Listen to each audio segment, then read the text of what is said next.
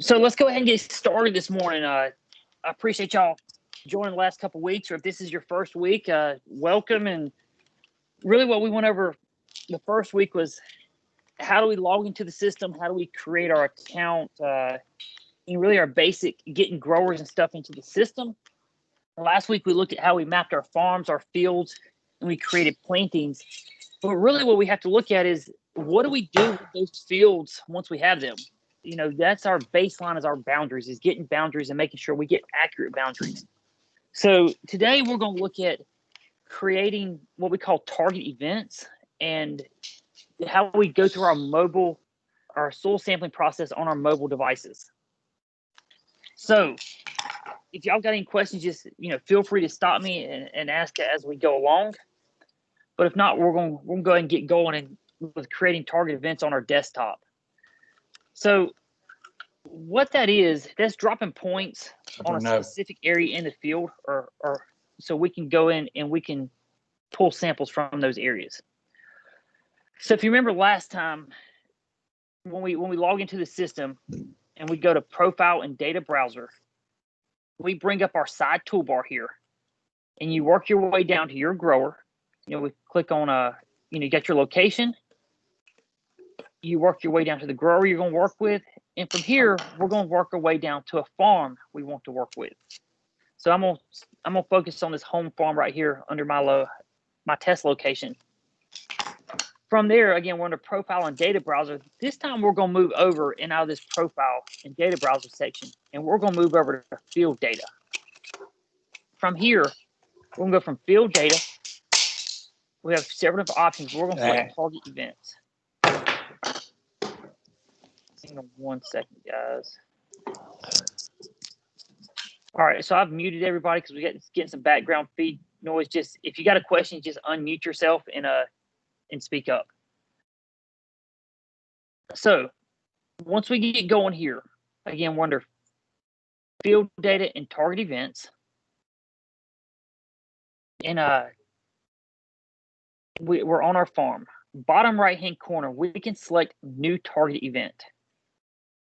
We always give this target event a name, and it's really whatever you want to call it. And I always try to, when I create them, depending on what I'm doing, say if it's a soil sample, I usually put soil sample in the year that this event was created. So we'll start with soil sample 2021. Then we make sure we must choose a field. So what we do, we hit the change button. And from here, we can go in and we can choose a field that we want to create a target event on. So we'll look at this Merle field right here. And we only can do target events on one field at a time. So I cannot go in here and select all these fields and overlay target points on each one of these fields all together. We have to do it one field at a time. So we click this Merle field and we hit done. And we hit next. And it pulls up this field right here. And it shows us our acres at the bottom, or 19.13 acres. We want to come over here to our targeted type and tell it, what are we creating a target event for? Soil, tissue, nematode, maybe it's a scouting target event, or a trap target event. But the main thing we're going to focus on is these three right here. So let's go ahead and click soil. From here, we have 19.13 acres. We can go in here and we have this plus button right here, and we can left click our mouse and we can drop points anywhere we want to in this field. Then once we've got the points the way we want them, if we need to adjust them, we can come over here to our left-hand corner. We can select this pencil icon, and we can pick these points up and we can move them wherever we want to adjust. If we have too many points, we can hit this X arrow button, and we can delete a point. Hit your X arrow button, select the point you want to delete, and it says, are you sure you want to delete this sample? And we hit OK. Then it renumbers our points for us. If we want to overlay a grid on top of this, because a lot of the sampling that we do is grid sampling. On our left-hand side, we have this, I'll call it this grid box. Once we do that, we can go in here and we can give it some information to tell us how we want to do our grids. The first thing we look at is our starting number. For every field, it's automatically going to default to number 1. But if you like to start on your farm, start with field 1, and you start with sample 1, and maybe it goes to sample 5 or field 1. Well, field 2, you might want to pick up with sample number 6. You can change that starting right with your starting number right here. Then you have your grid size. If you want a 2.5 acre grid, it's automatically default to set to that. If we can change that, maybe we need a 5 acre grid or a 10 acre grid. Or if you're really doing some hardcore precision, or if you have some research plots, we can get down to half acre grids or quarter acre grids if we need to. But for this purposes, we're going to stick with a 5 acre grid. So once we have that grid set, we hit draw grid. It says, are you sure you want to draw the grid? It will move any existing points. And yes, of course, we hit OK. It puts our grid up here. And we can look at this grid and say, hey, you know what? This is the way I want it, and I can finish grid. But if I need to adjust these points, I can do this over here with these adjust tools. We can go side to side, up or down, back and forth. If you need to align your points up a different way, you can always hit this, we call AB line, and you can drag it along the line, and it'll align those grid lines up with the line that you drew. So again, it's all just relative of what works best for you in your area. So I'm going to rotate this grid back around. Excuse me 1 second while I stay false alarm. So we look right here, and we're a 5 acre grid in 19 acres. So we're probably going to put about 4 points right here, get to close to that 20 acres as we can. And once we go up or down, we have the grid like we like it. We hit finish grid. So now it shows we have 1, 2, 3, 4 points. Then if we wanted to move these points, I want to pull number 3 off a little bit. Maybe I want to pull number 4 down. And we can adjust these points however we need to. If we don't like the way these are numbered and the way the numbers are set up, you have the opportunity to go down here on your left-hand side, and you can change how the numbers are going their orientation. So these start from the northwest side, and they run west to east. But maybe we need to go to the southeast side and run them east to west or south to north. We can renumber these pins, as you can tell how it goes up and down, how it works around. And what it does, so if we go 1, 2, and it shoots the 3, it goes, once it goes, I guess we'll call south to north, it moves over to the next closest pin. Then it comes back down, and I'll call it circumvents. Any questions about that? If not, once we have our points the way we want them, we hit save. And you notice we have, since I'm on the farm level and not the field level, we see all of our target events for this farm. If I'm going to select the field level, I will just see the target event for this field. From here, if I need to go in and edit this target event, I can click on this target event. I can view it, edit, or delete it. I'm going to hit edit. Then it brings my target event back up, and I can go in here and I can add more points, draw another grid, delete, move around. Or I can go in here and view this target event, and it shows me where my points were put on the field, the latitude and longitude of each point. Then we have some options down here in the bottom right-hand corner. We can edit this sample again. We can download this sample. What this will do, this will give you a zipped shape file that you can download and you can upload to another system. So if you're still using a little Trimble handheld system that you're soil sampling off of, you can download this and upload into that or take it anywhere you need to. Then we also have this up arrow button where we can create field samples and reports. The one we're going to look at today is report. What this is, the first one we look at is bag labels. You can go in and you can create bag labels to put on your soil sample bags. What you do, you find your lab, and of course we're going to use Waypoint Analytical, Carolina. Put in your account number for your location. If you do not have your account number, please reach out to Waypoint or reach out to myself, and I will get you your account number. The sample package that you want. So I'm gonna do the NCDA complete for here us in North Carolina. then we need to make sure we get these Avery 5160 labels. These are your standard envelope labels. If you and you can get it pretty much Walmart, any office supply store. Then from here, we can print these labels, and it comes up and it gives us our 4 labels: 1, 2, 3, 4. It tells us what location it's with, who the lab's going to, the account number, and the package type. It also gives you the grower, your farm, and your field, and of course your sample number right here. When doing this, say if you do 1, 2, 3, 4, and this prints off your printer, and you take these off, now what you must do, it's automatically going to default when you go to do your next field. Now I'm gonna hit report again. It's automatically going to default to using the same placeholders for your next field. So in order to not waste paper, I can put this, once I take these off, I can put this back into the printer, and I can change my starting position over here. Maybe I need to go to starting position 5. So now it knows to skip the first 4 labels because we've already printed on those labels and start over down here with our next field. This is a good way to help, save labels in paper by continue to use that same sheet of labels until they're filled up. Or maybe I filled all this up and I need to start on the next row. We can also put our starting number on this side over here. Well, I'm sorry, I did it the wrong way. It makes you, let me rephrase it. It makes you say, hey, you know what? Maybe I don't need 1 through 4. I just need number 4. The starting position is where we move over to the top. Anything below, I think you have to count your label, say 12. It brings it back over to the side. So it just counts down and starts back over. Any questions about that so far?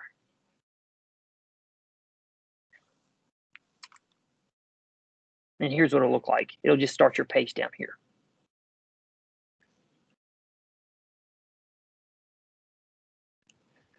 Okay, so once we do that, I'm going to leave this other report, this create field sample, alone until our next training, and I'll show you what that is more about. That's really where we can go in and we don't have to go to the field and use the iPad to sample. We can create a lab checking sheet off these target events.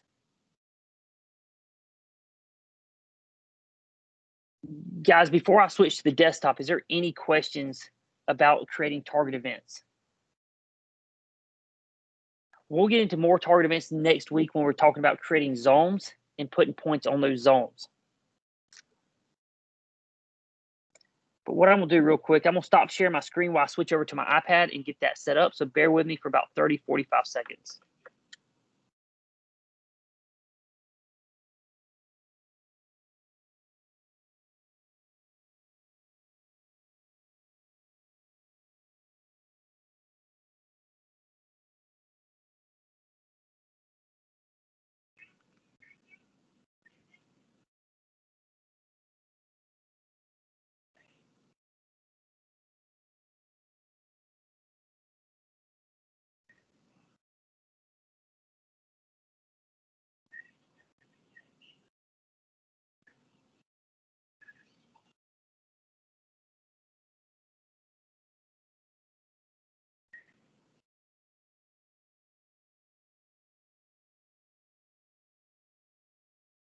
Hey, someone give me a shout out if you can see my screen again. Can see it. I can see it. Perfect. Thank you. So what we're looking at here is once we create a target event on our desktop, now we can go over and we can view this target event on our iPad, and we can start to take our samples on our iPad or our iPhone. Let me disclose that you can take samples off your iPhone. Again, once we do that, it comes over, and I'll show you how we're going to set that up. So let me back up a little bit here. Last week, we went over on the mobile how to map fields and how to navigate our mobile system a little bit. But I want to encourage you, once you get into your Echelon app, top left-hand corner, hit our scope icon, hit our magnet button, and lock this screen in again. Then from here, you should be on your location, and you can see your list of growers for that location. come down and select your grower. Select the farm you're going to be working with. We're going to be working with our home farm. And now we see all of our fields in our home farm. What we want to do from here. Let me make this full screen again. Top right-hand corner, this 3-bar icon, it says Data Browser. We're going to tap on that. And we're going to come down here to this third section called Field Sampling. Because what we're going to do now, we're going to take a field sample. We're going to hit New Sample Event. Then we're going to choose our field. And it shows you every field in this farm, how far away they are from your GPS location in this iPad. It shows, you know what, this LW field is 700 foot away. You know, field 1, all these fields. And I created this target event on this Merle field, which is 0.3 miles from my house. So I'm going to select this field. And it's going to pull up what kind of samples do we want to take. Do we want to take soil, plant tissue, or nematode samples? Today we're focused on soil samples. We're going to select soil. You're going to come in here, and if you've never filled this information out before, it's going to ask you to fill all this out. Your lab, of course, you know, we're going to want Waypoint Analytical, Carolina. Your account number, if you know your account number, put it in. Again, if you don't, please reach out to Waypoint or reach out to myself or send me an email, and I will get your account number for Waypoint for you. What season you want. This is critical, guys. A lot of y'all, if y'all are still sampling, if you've set this up a while back, you're probably still sampling under the 2020 season. It is year 2021, so we need to change our year here and make sure we're in 2021 going forward. Any kind of recommendations you want to put on here, this is not mandatory. But if you want to put what commodity you're sampling for, say maybe I'm looking for corn. And I want a 200 bushels. That way that puts it on that paper and it lets that lab know to send back recommendations for corn. Just your standard recommendations. Now, I realize that a lot of times when you're sampling, you don't know what's going to be planted there or what the grower's going to plant there. So this is not necessary to fill out. Now, what is necessary to fill out is our depth level. In order to do a depth, what you want to do, if this is blank, top right hand or on the right hand side of this plus icon. It automatically, I have a 0.6 inch depth set in here, but if you do not have this, you can add a new depth right here. And what it's going to ask for is column depth, starting depth, and ending depth. The main one we're looking at, if we will input this column depth right here, and what that is, that's where once you stick that probe in the ground and you go all the way down, how far you're going down. And I encourage everybody to make sure either your soil sample probe that you're using by hand or your machine, that you have some kind of marking on there to show you that 6 inch depth that you're at, so you know to stop. Because we start to get down much farther than 6 inches or anything like that, it starts to throw off our ratings, our levels that we read from, because it goes off of when we're converting from parts per million to pounds per acre in the per acre furrow slice and the density and everything like that. So a lot of people don't realize that there is some importance when going in and how far you push that probe into the ground. So that we found that 6 inch mark helps us keep most nutrients in that 6 inch level for our plant roots, and we can see where if our leaching levels or anything like that stay in that 6 inch column. So once we have that 6 inch, we hit add. And it shows you that I have 2 in here. What we want to make sure is if we're only pulling one depth, that we only have one depth in here. Every now and then I'll come across some reports that show there's 2 different depths in here. And if you didn't mean to do that, it's going to throw your recommendations off.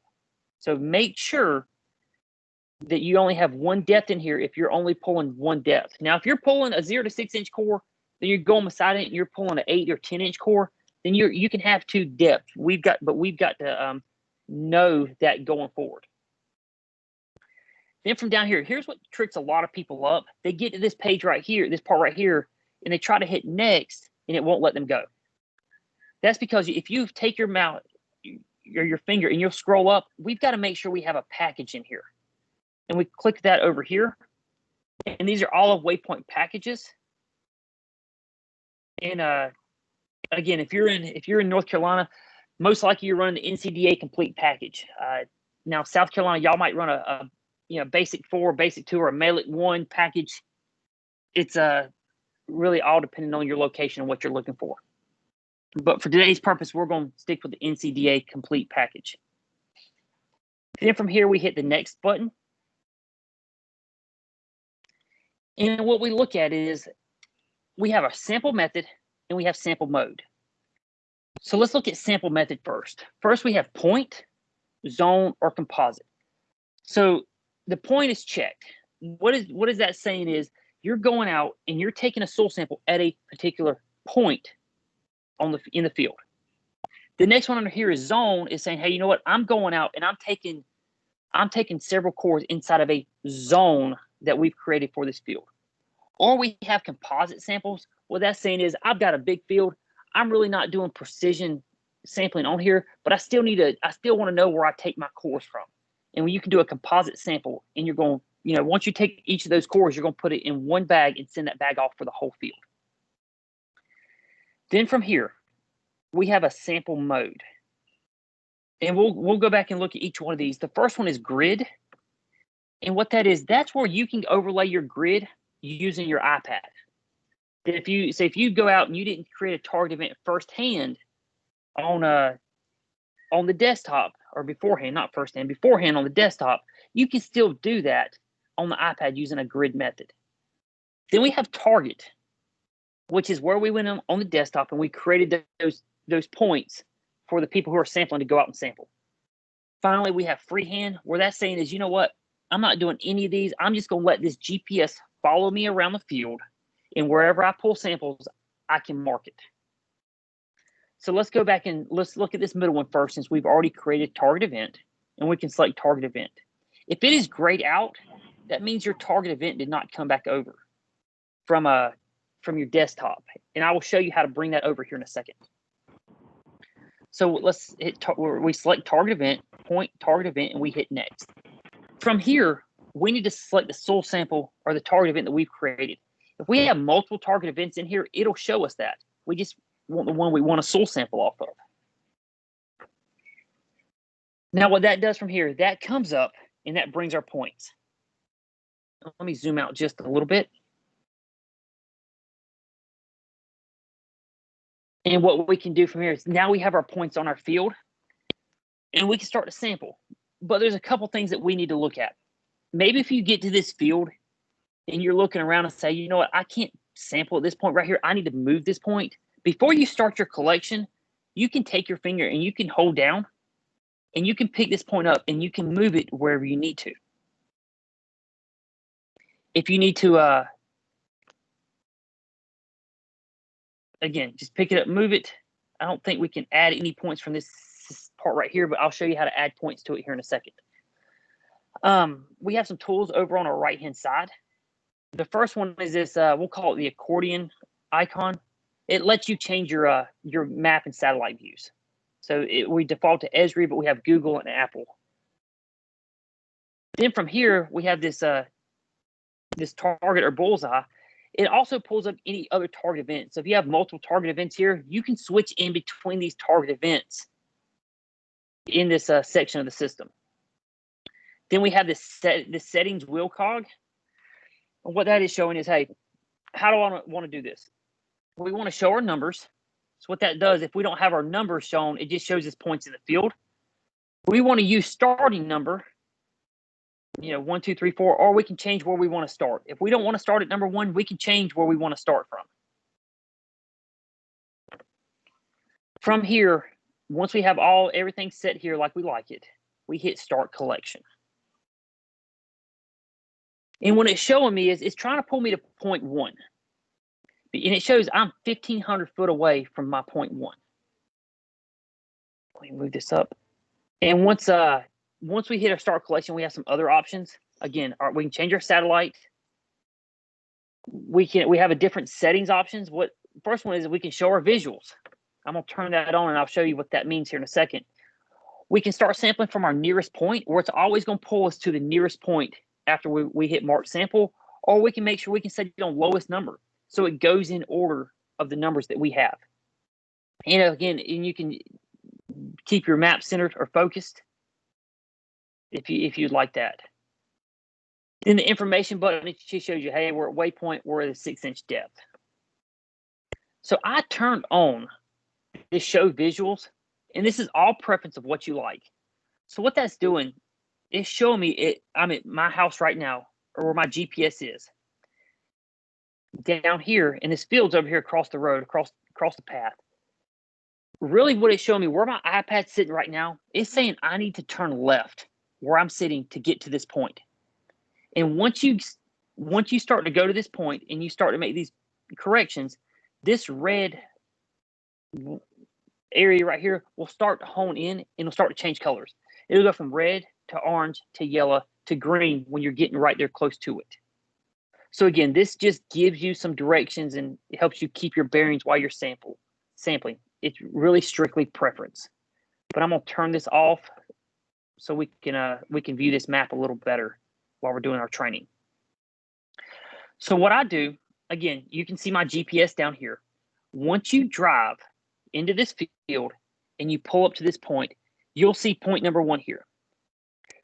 And I'm going to talk about sampling methods and preferences there. And I will give full disclaimer, I don't believe there is a right or wrong way to sample. How you go around these points is all preference and what your standard is. So once we have this point up here, some people like to drop to this point, walk a big circle around it, and pull your cores. Some people like to zigzag around this point and pull your cores. And some people, you do S curves or really however you want to do it. Again, it's whatever you're used to doing. Just pick a method and be consistent with it from year to year. Because we will see if you have one person who goes out here and pulls up to this point, walks a big circle around, and sends it off. And next year, this other person comes through and zigzags through, you could see some different readings. And maybe some big swings depending on how it was done. So again, pick a method and stick with it. So once we pull into this point, and I can't show you because my GPS is not following me right now, your little blue dot will pull inside of here. In the bottom right-hand corner, this Mark 1 sample will light up green. So once it lights up green, you can hit Mark Sample.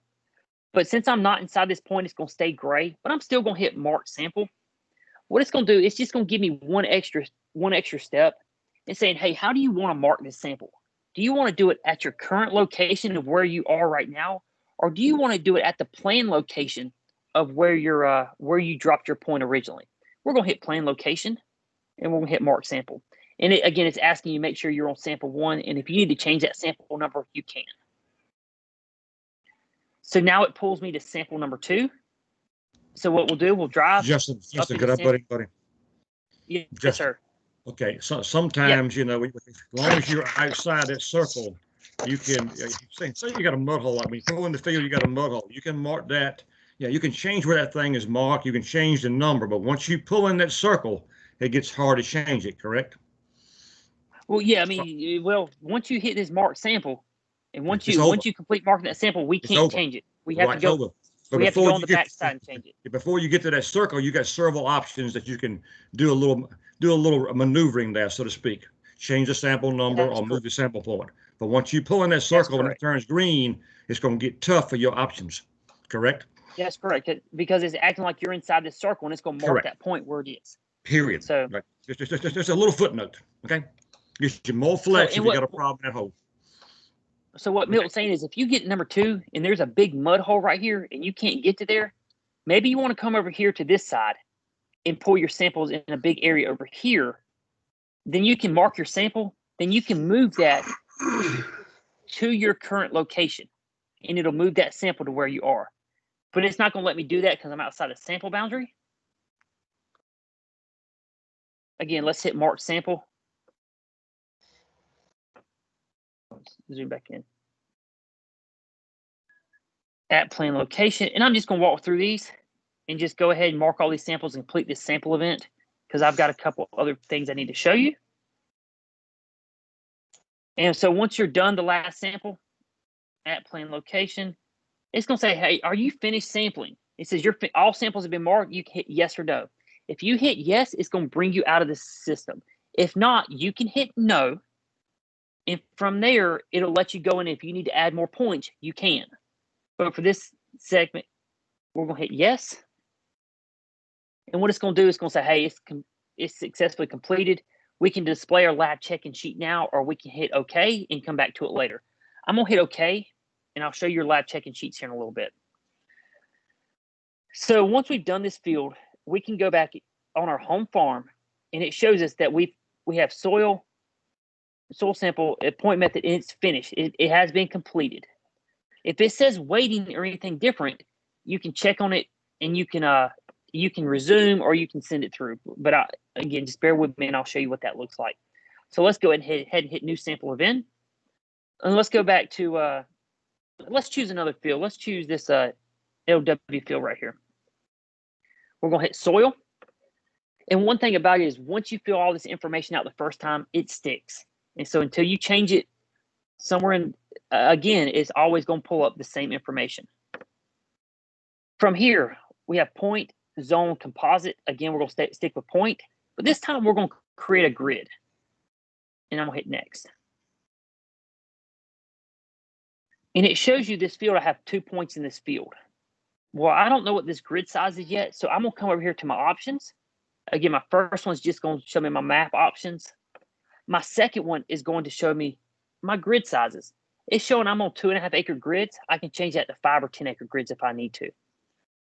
Or if I want a custom grid, I can hit this plus arrow button, and I can tell it what size grids I want. Maybe I want a 3 acre grid. And once we do that, I can hit done. And it changes the grid size.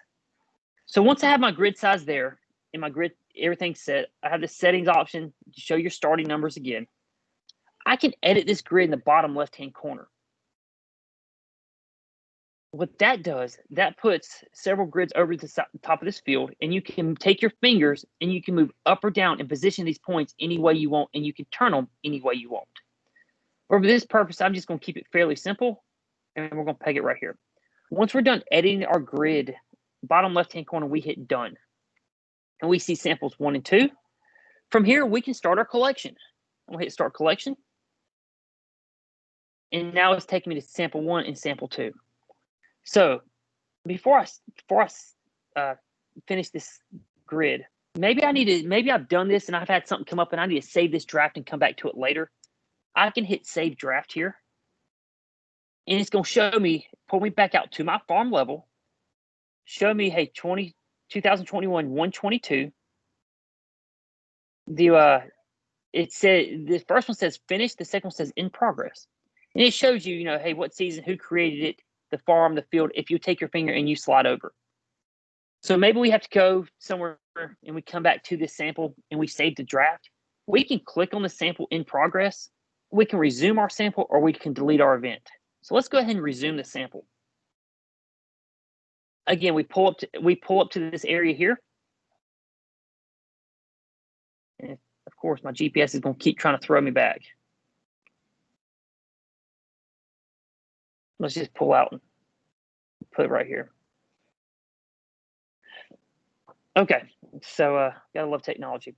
So once you pull into this number 1 up here on the top, you hit mark sample at your plane location, because if you're inside this circle here, you won't have to go through that second step. Then it's going to pull you to number 2. Same thing, at plane location. Hey, we're finished sampling. Yes, we are. We want to go ahead and hit yes. And it's going to pull this area up here, but I'm going to go ahead and display the lab check-in sheet on this one. Guys, this lab check-in sheet is what we want to print off and what we want to accompany our soil. So that gives us your grower, your farm, your field, the event code, the number of samples for this field, and the area size.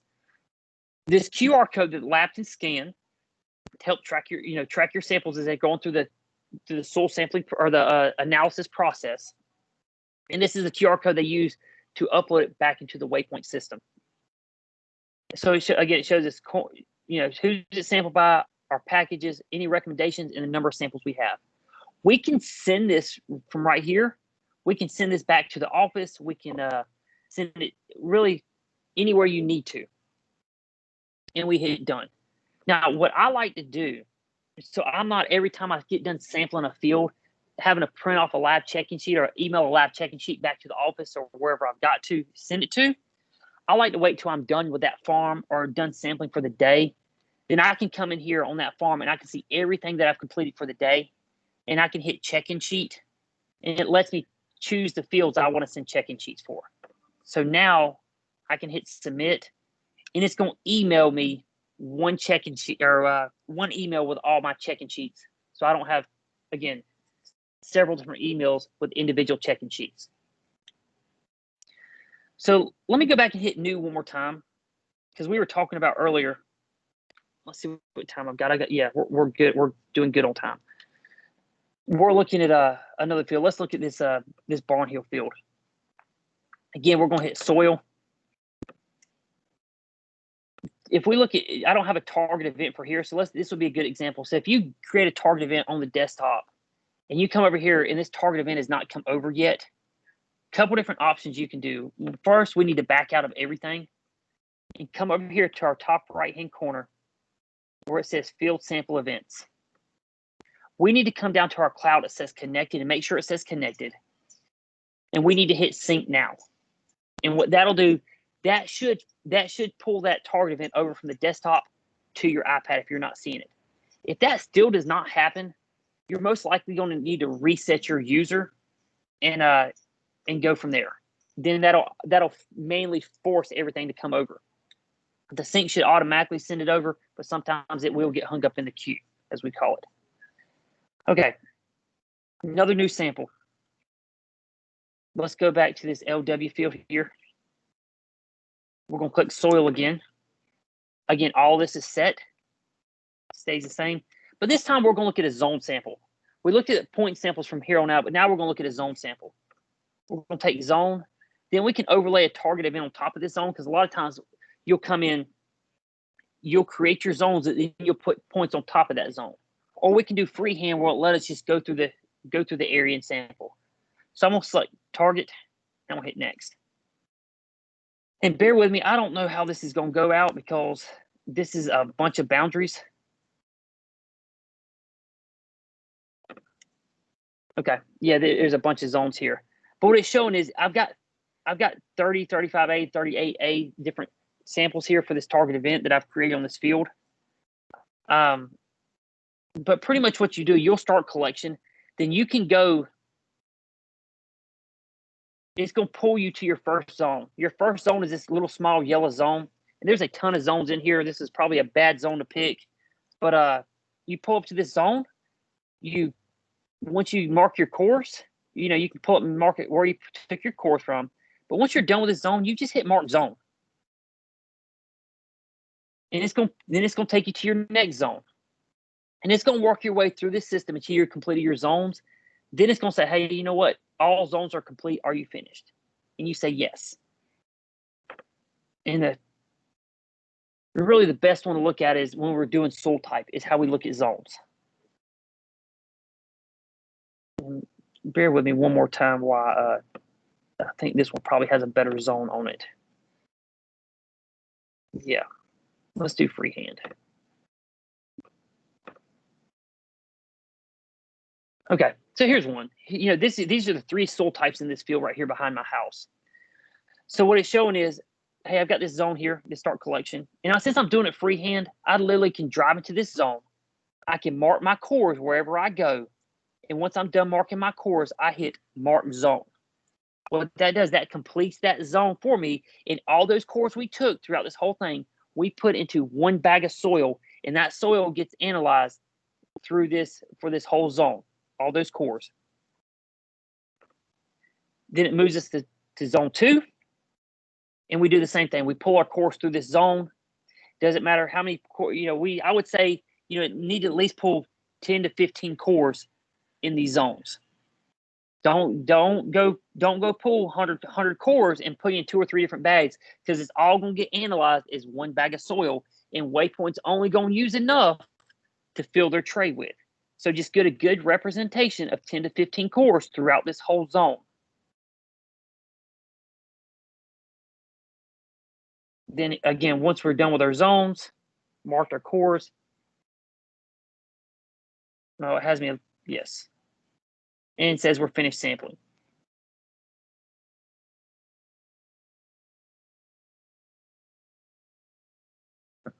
Okay, guys, any questions so far? It's I'm pretty much wrapping up here. I just want to make sure before I get out of this, is there any questions? Justin, I have a question. Okay. It's not really much about Echelon, but when you talked earlier about how you actually take samples, you know how you talked about zigzagging and going to that point Yes. and going to that point. What is most people doing and how they're doing it? Because this is a question that Roland brought up to me and wanted me to ask because he might not have been able to ask. But, you know, the spreader truck goes across that point after we've took samples, and let's say it farts when it puts out lime. And that spot is not going to stay the same there year after year after year. So how is most people doing it right now? This is a question for everybody on here. So anybody speak up who wants to, but that's the $1 million question.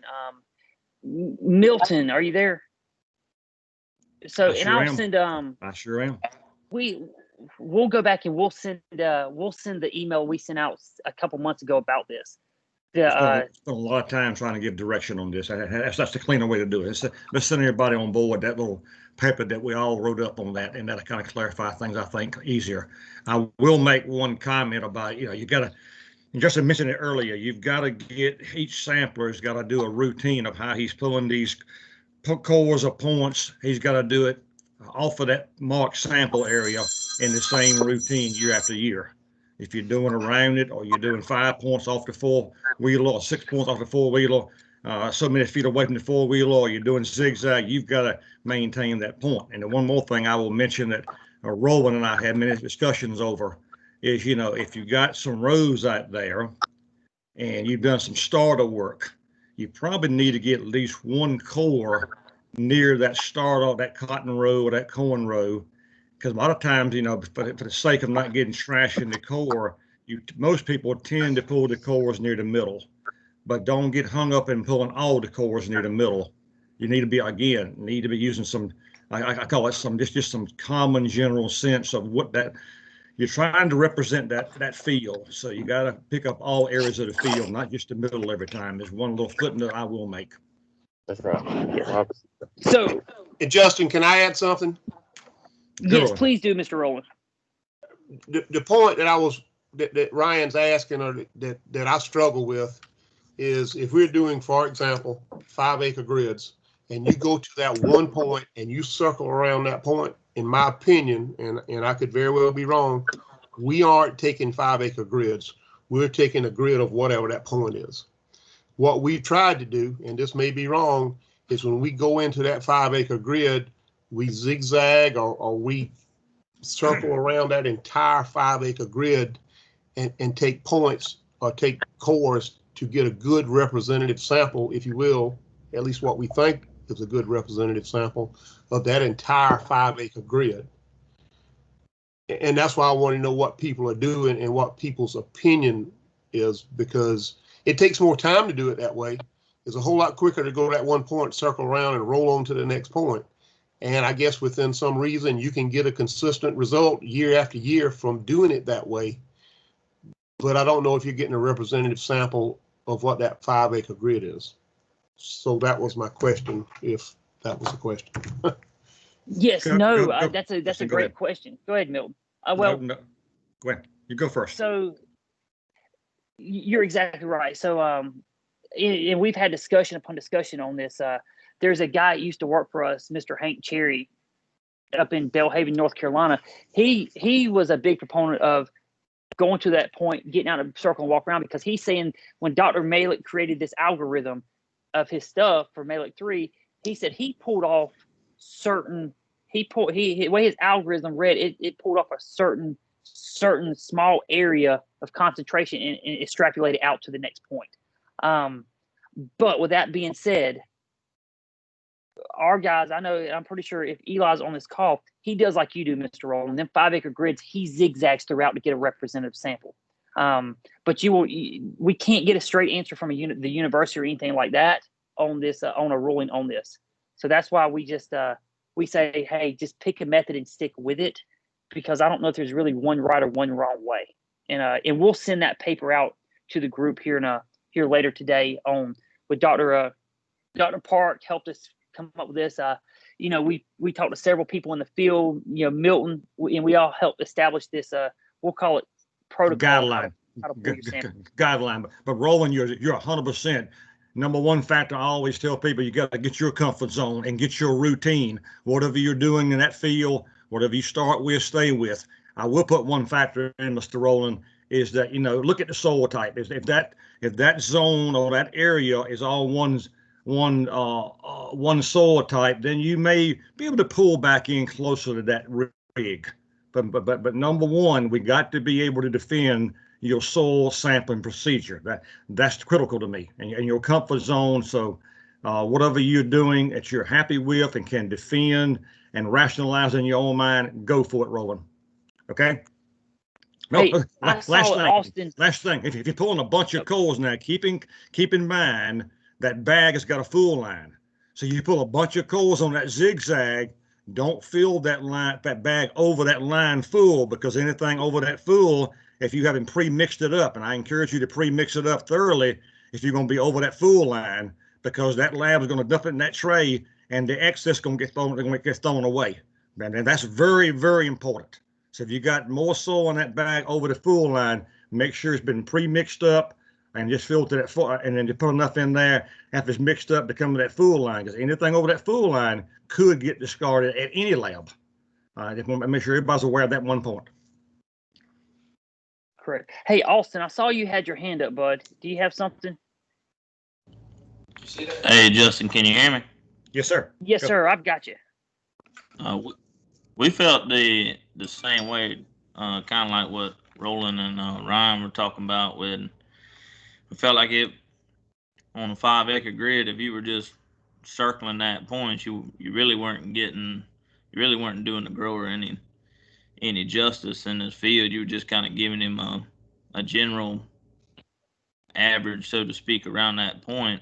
And the way the program bleeds recommendation from point to point, we felt like it was better to do the zigzag, or kind of like a snake S through it. But this year we took a pivot and we did 1-acre grids, and we did 2.5-acre grids, and then we've done some 5-acre grids just to kind of see if there was a variation between 1-acre grids and 2.5-acre grids, and there is a significant difference between having, I reckon, more data points in the field.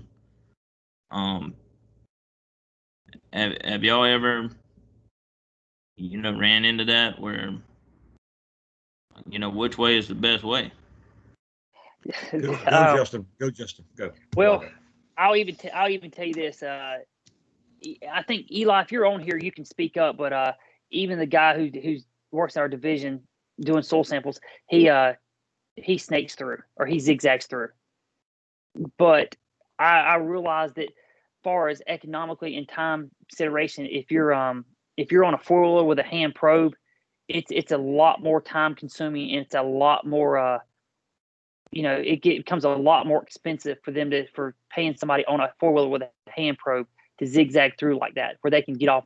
Now, when I say you get off that machine and you walk a circle, I'm not saying you walk a 6-foot circle around your machine. I'm saying is you walk a big 100-foot circle around that 4-wheeler. So please don't get off that machine and pull a cord each tire of your 4-wheeler and put it in the bag and go on. If you're going to walk that circle, you walk a big, I would say a big 100-foot circle around. But we zigzag. But again, I guess I don't have a definitive answer that one's right and one's wrong. Well, that's what we do. We zigzag as well, but some of these fellas that are watching some of the next level farming shows and kind of watching those fellas that are pushing, those big corn yields and breaking records, and those fellas are sampling on 1-acre grid. Now it is Don't get me wrong, That's it's a what lot more expensive, but do you feel like the data is more accurate the more points that you have in the field, or do you think that it's just overkill? can I answer that I question? go ahead. I think it's more accurate, but go ahead, Milton. There's no question it's more accurate when you got you pull down from 3 acres to 2.5. When you pull down from 2.5, I'll give you one example. You pull from 2.5 down to 1 acre, you're probably going to double your getting a truer picture of that 2.5, if that makes some sense. When you pull 2.5 down to 1 acre, but you're going to have 2.5 times the cost. So you got to find some balance here so you won't break the bank. Okay. But when I'm doing research plots, we come slam down to 1/2 inch. I mean, a 1/2 acre to 1/4 half acre. acre. Yeah, 1/2 acre to 1/4 acre almost. And there's a marked difference. It can be 3, 4, 5 tenths off on pH. Okay. Yeah. So What- you're asking a great question, but it comes back to the economics of what you want to help the grower get. So from 2.5 acres down to 1 acre plots, you could see a 3/10 variance very easily in pH alone. From my years of experience, if that helps you a little bit. Yeah, and what we did is we kind of tiered our soil sampling as if you want a 5 acre grid, you got one price. You want a 2.5 acre grid, you got one price. If you want a 1 acre grid, you got one price. Perfect. Yes. Just kind of leave it in their hands. But I've seen it's a big difference. You go from 5 to 2.5, and even a bigger difference when you go from 2.5 to 1. So Yes, because you look at me, the time you cost your soil and everything else. Now I got another question, and guys, we're finished up here. This is everything I want to show. We'll call this, as Ben said earlier, after hours, and we'll talk. But if y'all have something pressing, feel free that if y'all need to go and y'all got something pressing, you can. But again, we'll start at what we call our after hours. Austin, do y'all have people who do maybe inside the pivot? They do like 1 acre, 2.5 acre grids, and outside the pivot to help save some of that. That'll move to like a 5 acre grid. yeah, I mean that's underneath the pivot. Kind of what we did was, in one field we took 1 acre across everything and 2.5 across everything, and looked at the difference and decided that we would pull the irrigated at 1 acre grid. We'd pull outside the pivot at 2.5 acre grid, but we also decided where the farmer was doing a 5 acre grid, he decided on all his land he was going to at least do 2.5 acre grids. Okay, cool. Now, all right, I got a couple other follow-up questions if you've got a second. How are you doing that in Echelon? Are you doing a sample event under the pivot and then one outside the pivot, and then are you merging them together, or are you just changing grids inside that one sample event? My boundaries are separate on what's outside the pivot than under the pivot, and then what I'll do is I'll make just a kind of a total boundary, and I'll merge the two events. I'll merge the fertility recommendations so that the spreader truck doesn't have to pull up two jobs. Yes. Okay. I see what you're saying. So you're keeping it as two separate boundaries, but you run it as one fertility recommendation. Correct. Okay. I had that question the other day, and I was like, you know what? I was like, this is the way I would do it. I said, but other people, other people might do it a different way. So I was just kind of curious, because I told the guy, I said, if you'll go in and you'll create two separate sample events, one for inside the pivot, one for outside the pivot, then you merge those together once you get your soil sample results back. But the way you have it works just as well. Yeah, we did it both ways. I mean, one is I like having the two. If I had to pick one, I'd say do the two sample events, because when you get into a pivot, as well as I do, whenever you start messing with that boundary, it can't touch for you to save it. Yes. And sometimes you'll have a gap in there somewhere. Yeah. There'll be a gap where they don't quite touch. So I like if you know the growers pivot well, or at least if you have a circle where the pivot's at, you can kind of do those two sample events and do outside on a 5 or 2.5 and underneath on a 1 acre. I think that works a little bit better. Okay. Austin, I commend you for giving your grower extra superior service here, because under that pivot, he's got higher potential for higher yields. I just commend you for giving this extra time and effort that grower. I hope he appreciates that, because you're dead Now, on. I have another question I for you. can't take the credit. Josh has been pulling the samples. You have to give him the credit for it. And he might tell you all about that 1 acre grid. He spent all day in the field. Been there, buddy. I've been there. I know it, but again. So, do you do a zone input layer will make your recommendations for inside the pivot and outside the pivot, even on top of? No, you don't have to, because you do two separate events, then you just combine it. So never mind, you don't have to do that.